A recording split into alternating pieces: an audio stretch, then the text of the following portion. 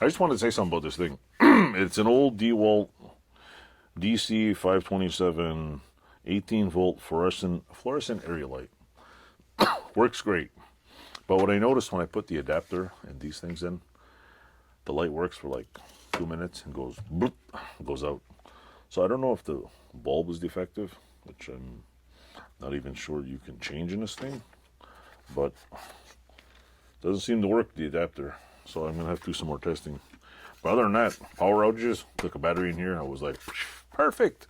Got a shitload of DeWalt batteries.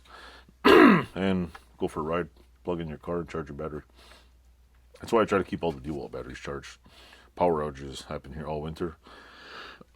So I line them all up and use them, and if you have lighting for this, it's just endless amount of lighting. And I wish there was more tools you could run off these batteries, because I mean, you got little tiny lithium ion power banks and you could run all kinds of shit. So I'm gonna play with this some more and see how it works, but that's my little pet peeve for vintage thing. I mean, these are still good. The only other thing you could do with these is you take the old what do you call it, if you have a bunch of old batteries, you lop the handle off and screw them in the wall, use it for battery storage. Or vice versa.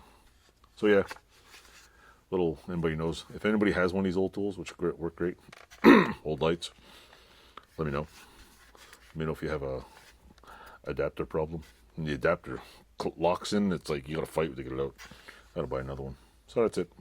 Anyway, thanks for watching. Like, subscribe, tell me you like the channel, leave a comment. If you leave comments, it helps helps the algorithm send it to the thing, because the algorithm thinks stuff. So otherwise, when nobody leaves comments, it's like, well, I guess nobody liked the video.